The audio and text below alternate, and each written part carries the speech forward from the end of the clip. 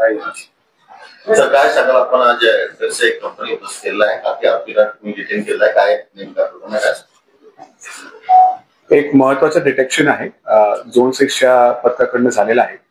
याच्यामध्ये 5 ऑक्टोबर रोजी एक माहिती प्राप्त झालेली होती की एक पेडलर छेडानगर या परिसरमध्ये MD मेफेड्रोन हा जो अंमली पदार्थ विकण्यासाठी येणार आहे, त्या अनुषंगाने आपली टीम त्या ठिकाणी जाऊन वाट बघत होती। त्यांनी ते सापळा लावला आणि त्या आरोपीला ताब्यात घेतलं। याच्यापासून या केसची सुरुवात झाली। त्याच्यानंतर ह्या आरोपीने आपल्याला बरीच माहिती दिली आणि ह्यानंतर अजून 3 आरोपी आपण अटक करू शकलो। त्या सुरुवातीच्या केसमध्ये 57 ग्राम MD हस्तगत झाला होता।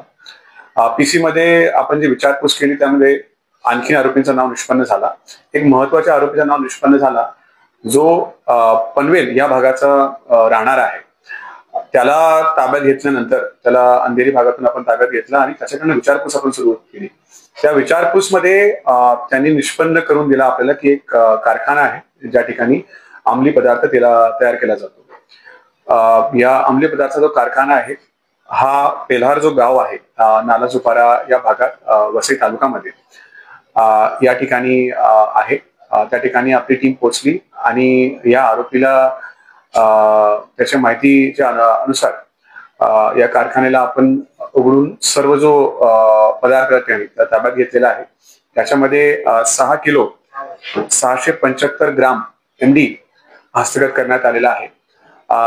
त्याच बरोबर त्याच्यासोबत जे लागणारं जो साहित्य आहे, मशिनरी आहे, इलेक्ट्रिकल काही साहित्य आहे, सर्व काही ताब्यात घेण्यात आलेलं आहे। याची एकूण किंमत 13,38,53,700 रुपये या मुद्देमालाची आहे आणि आतापर्यंत याच्यामध्ये 5 आरोपी अटक करण्यात आलेला आहे।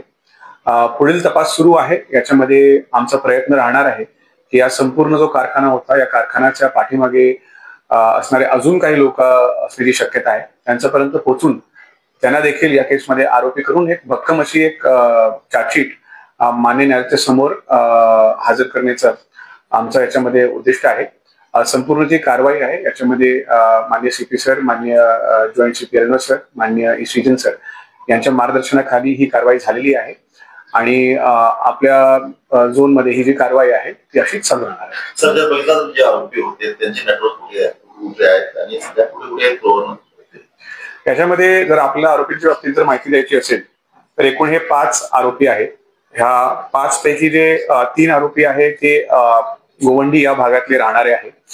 एक जो आरोपी आहे तो घाटकोपर भागातला मूळचा राहणारा आहे, परंतु त्याचा जो ऑपरेशन करण्याचा जो पार्ट होता तो बरेच ठिकाणी तो जाऊन हा व्यवसाय करायचा।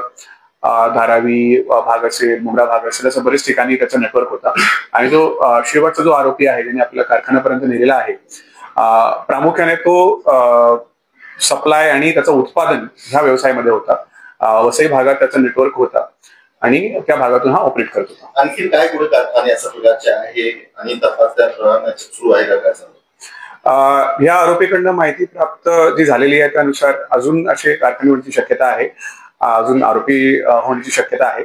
या सगळ्या गोष्टींवर सध्या तपास सुरू आहे आणि आपण शेवटपर्यंत जोपर्यंत आपण पोहोचलो तोपर्यंत हा तपास चालूच राहणार आहे।